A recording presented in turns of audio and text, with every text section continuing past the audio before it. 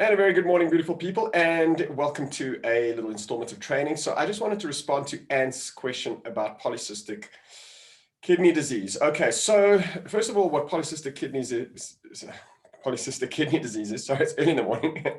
I think this is the first bit of speaking that I've done, apart from to my children. It's basically cysts form on the ovaries, and cysts are kind of like almost like little blisters. We don't really understand exactly what causes them. At least the medical community doesn't.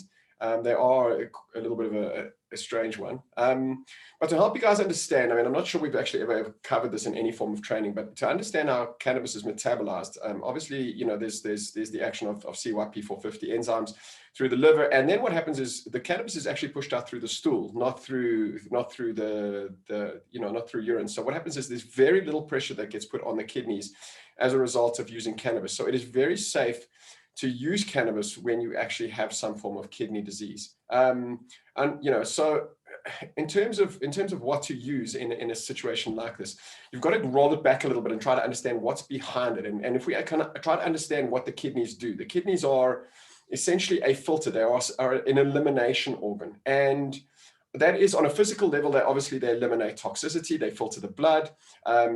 But on an emotional level, they also do the same thing. So what they are responsible for is actually helping to facilitate the release of stored emotion. Okay, so where the kidneys can start to take strain or pressure is when somebody is, shall we say, they're groomed or they've learned as part of their response to hold their emotion in. Okay, so in the case of somebody who may, let's say, for instance, this person is naturally anxious. She's a slender woman, so in her later years, possibly experiencing much more emotion than or a lot more anxiety, a lot more fear, a lot more phobia than what perhaps she used to when she was younger and she was a little bit fiery.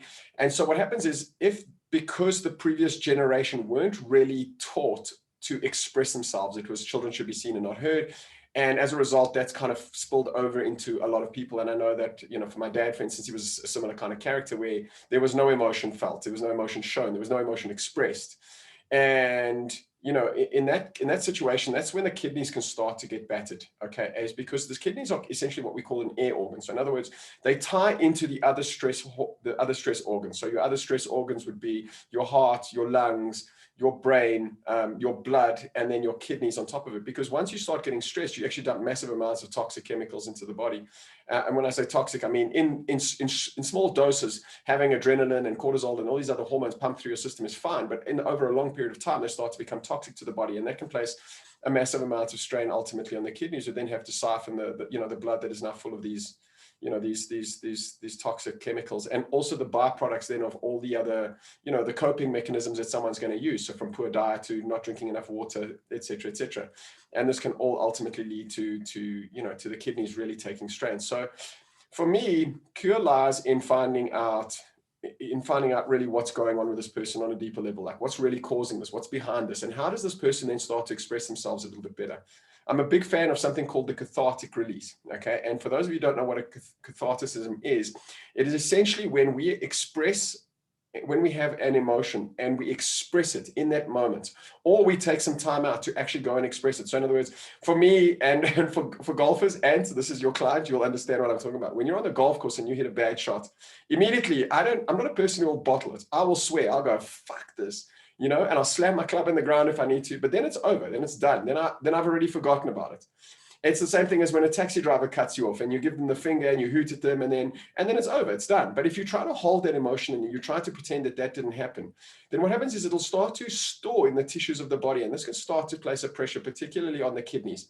Okay, so for somebody who's like this, a cathartic release would be very good. There are times in my life, and I haven't had to do it for a little while, but I'm starting to feel it build up every time I visit my mother-in-law. Then I feel like I need to go and slam, sometimes I'll just go and I'll hit the mattress and scream, you know what I'm saying, and punch the pillow and just really launch into it until I get to the point where I'm actually I get past the anger and I get to this point where I'm crying, and then I have this massive release, and then I feel completely fatigued, and then I sleep. and I'll only sleep for 10 minutes or so. But when I wake up, I feel different. Pain that was in my body has disappeared. My mind feels still, I feel better on so many different levels. And this I believe is something that could potentially really help this person, okay? Because that's where we're starting to get to the underlying stuff. What is really going on? What is this person bottling? What are they not allowing themselves to express? And that's where the shift and the change is going to come in for me. So yeah, in terms of the cannabis, particularly because this person is a slender body type, and look, a lot of the people that are having these issues, remember that if the kidneys are starting to go, it means that this person has been experiencing a tremendous amount of stress. What do we want to do when they're stressed? We want to ground them. Okay, so we're going to ground them with a small amount of THC and high doses of CBD. CBD is the grounder. CBD is the one that's going to switch off that stress response. THC is going to amplify creativity. THC will help with inflammation. So you want a little bit of THC. THC obviously amplifies anandamide and adenosine, which will then help to give it a state of relaxation to the body, a state of calm, but too much will amplify what is already a person who's probably overthinking, who's probably already, who's probably already in their head, who's already experiencing emotions, and we don't need to amplify that. Okay, so my prescription would be, that, okay, obviously lots of water, a diet that is very, very sparing in terms of protein and fat, something that is very easy for the body. I mean, there's a lot of information out there about, the ideal sort of kidney diseases, good, clean drinking water, and then exercise. I mean, you've got to get your body moving, and particularly the two types of exercise that I would look at would be yoga and Pilates, mainly because both of them activate into the kidneys. So in other words, when you're doing a forward bend or a backward bend, you're actually placing pressure directly into the kidneys. Because the kidneys are low in energy, I would advocate going into static positions. So in other words, going into a posture, so a forward bend, and holding it there. So even if this person is restricted, it doesn't mean they have to stand and do it. You can sit in a chair and just lean forward and bend over. And the bending puts pressure. When you start putting pressure, you put pressure onto those kidneys. And what that does is it kind of cuts the blood supply off temporarily. And what happens is the moment you release it, and the longer you hold it, essentially what you're doing is you're pulling energy into that area. And when you release, as you release, it's like this fresh oxygenated blood and healing energy pulls into the kidneys and gives them a boost. So both forward bends and backward bends will actually stimulate right into that. The best one of them being a pose which is called the camel pose. Okay, so what happens is it's essentially you go on your knees, you reach back, you grab your ankles, and you thrust your hips forward, and you lift your chest up to the ceiling. And you can Google that one if you want to. That's really good. Okay, also in combination with that, because we're understanding the stress response and we want to bring this body out of fight or flight, out of the survival mode, okay, is deep breathing. Okay, deep breathing is such a contribution to the kidneys. It softens everything, it relaxes everything, and allows the body, it allows energy to divert back into the organs and will support the organs much better. So I would advocate getting into some pranayama, some deep breathing exercises, nice long, slow, deep controlled breath in, deeper controlled breaths out. There's a lot of information on the internet that you can pass on to them. But these would be the key things that I would be looking at in combination with using some cannabis. Okay, but understand something, it is a combination of all of these things. Whatever has happened can unhappen. Okay, cysts can go away. Very, very easily, cysts can go away.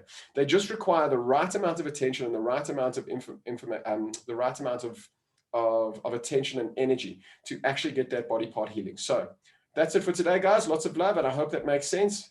Ciao for now.